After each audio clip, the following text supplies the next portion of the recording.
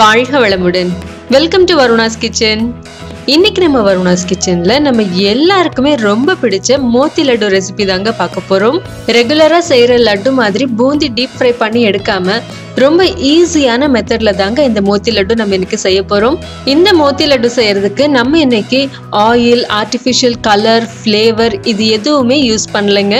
ரொம்ப சிம்பிளான ஈஸியான மெத்தட்ல தாங்க செய்ய போறோம். பிகினர்ஸ் கூட இது ரொம்ப ஈஸியா செய்திடலாம். வாங்க சுவையான இந்த மோத்தி லட்டு ஈஸியா வீட்லயே எப்படி செய்யறதுன்னு பார்க்கலாம்.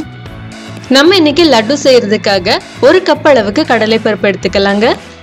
இந்த கடலை பருப்பை நல்லா கழுவி சுத்தம் செய்துட்டு 4 மணி நேரம் இதை ஊற வச்சு எடுத்துக்கலாங்க. இப்ப 4 மணி நேரம் ஆயிடுச்சுங்க. கடலை பருப்பு நல்லா ஊறி வந்திருக்கு பாருங்க. கடலை பருப்பு ஊறுறதுக்கு 2 மணி நேரமே போதுமானதா இருக்குங்க. இருந்தாலும் நம்ம அதிக டைம் எடுத்து ஊற வைக்கும் போது லட்டு நல்லா சாஃப்டா கிடைக்குங்க. அதனாலதான் கொஞ்சம் எக்ஸ்ட்ரா டைம் எடுத்து கடலை பருப்பை ஊற வச்சு எடுத்திருக்கோம். இப்ப இந்த கடலை பருப்புல இருக்கக்கூடிய அதிகப்படியான தண்ணியை வடிச்சிட்டு எடுத்துட்டு வந்துடலாங்க. இப்ப இந்த கடலை பருப்பை ஒரு மிக்ஸி ஜார்ல சேர்த்துட்டு இதை ஒரு பேஸ்டா அரைச்சு எடுத்துட்டு வந்துடலாங்க.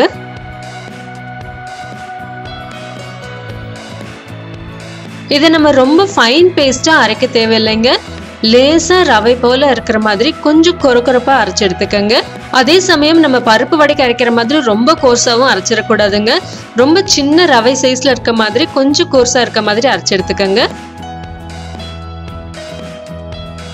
இப்ப ஒரு ஸ்டீமர்ல ஒட்டாம வர்றதுக்காக லேசா எண்ணெய் தடவிக்கலாங்க.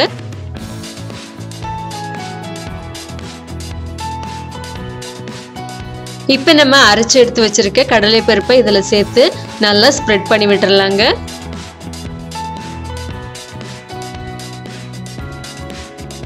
இப்ப தண்ணி நல்லா கொதிக்க ஆரம்பிச்சிருச்சுங்க. நம்ம அரைச்சு வச்சிருக்க கடலை பருப்பு பேஸ்ட்டை இதுல சேர்த்து 15 நிமிஷம் ஆவியில வேக வச்சு எடுத்துக்கலாங்க.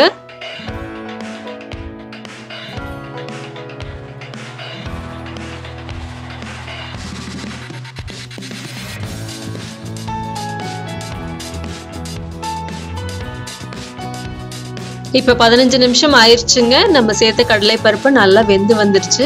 இப்ப இதை நம்ம வெளியில எடுத்து வச்சிடலாங்க. இது நல்லா சூடு ஆறுனதுக்கு அப்புறமா நம்ம கையில எடுத்து இது போல லேசா உதுத்துனோம்னா நல்லா உதிர்ந்து வந்துருங்க. பாருங்க, நம்ம கையில உதுத்தும் போதே நல்லா உதிர்ந்து வருது. இருந்தாலும் நம்ம கையால எல்லா மாவையும் உதுத்துறதுக்கு ரொம்ப டைம் எடுக்கும். அப்படிங்கறதுனால நம்ம இதை ஒரு மிக்ஸி ஜார்ல சேர்த்து லேசா பல்ஸ் பண்ணிக்கலாங்க.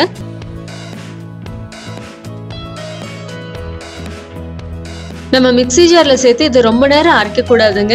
லேசா பல்ஸ் பண்ணி எடுத்தோம்னாலே போதும், நல்லா உதிர்ந்து வந்துருங்க. பாருங்க, பூ மாதிரி நல்லா உதிர் உதிரா வந்திருக்குங்க. கையில எடுத்து பார்க்கும் போதே அவ்வளோ சாஃப்டா இருக்கு. இப்போ ஒரு பேன்ல கொஞ்சமா நெய் சேர்த்து சூடு செய்துக்கலாங்க. இப்ப நெய் சூடானதுக்கு அப்புறமா கொஞ்சமா பாதாம் பொடியா கட் பண்ணி எடுத்து வச்சிருக்கேங்க, அதை சேர்த்துக்கலாம். கூடவே கொஞ்சமா முந்திரியும் சேர்த்து ஸ்லோ ஃப்ளேம்ல வச்சு இதை வறுத்து விட்டுறலாங்க.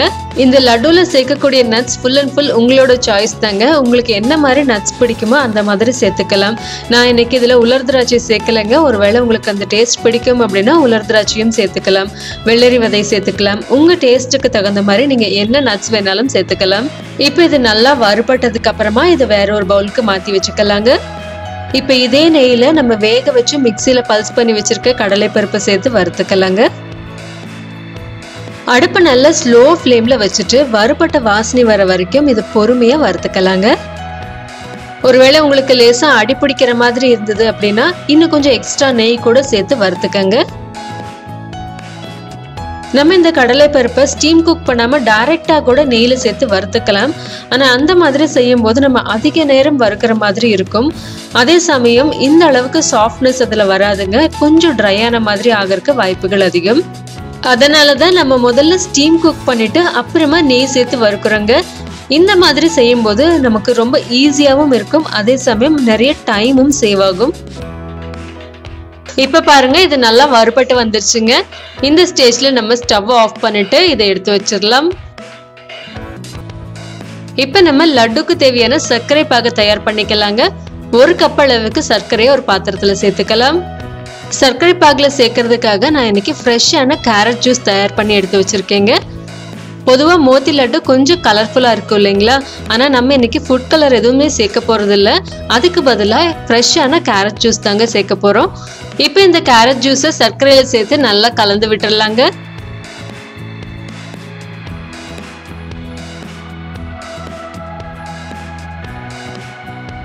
பாருங்க சர்க்கரை பாகு நல்லா கொதிக்க ஆரம்பிச்சிருச்சுங்க. இப்போ இதுல கொஞ்சமா குங்குமப்பூ சூடான தண்ணி சேர்த்து ஊற வச்சு எடுத்து வச்சிருக்கேங்க. அதையும் சேர்த்துக்கலாம்.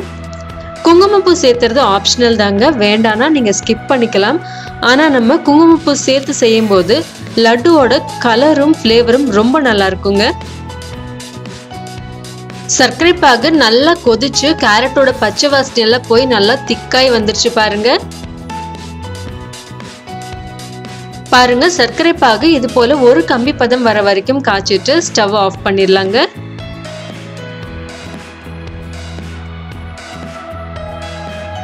ஸ்டவ் ஆஃப் பண்ண உடனேயே இந்த சூடான சர்க்கரை பாகை நம்ம தயார் பண்ணி வச்சிருக்க கடலை பருப்புல சேர்த்து கலந்து விட்டுடலாங்க. சர்க்கரை பாகு நல்லா சூடா இருக்கும் போதே இதுல சேர்த்து கலந்துருங்க. அப்பதான் சரியான பதத்துல ஊறி வரும்.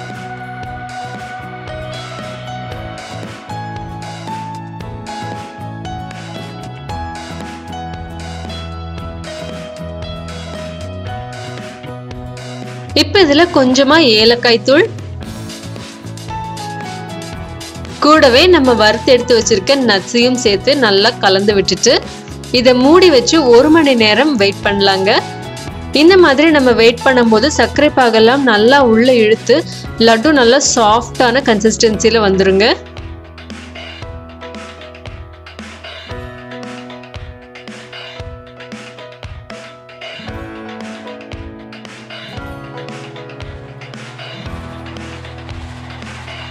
இப்போ 1 மணி நேரம் ஆயிடுச்சுங்க. நம்ம சேர்த்த சர்க்கரை பாகு எல்லாத்தையும் உள்ள இழுத்துட்டு ரொம்ப சாஃப்டா பர்ஃபெக்டா லட்டு உருட்டுற கன்சிஸ்டன்சில ரொம்ப அருமையா தயாராயிடுச்சு பாருங்க.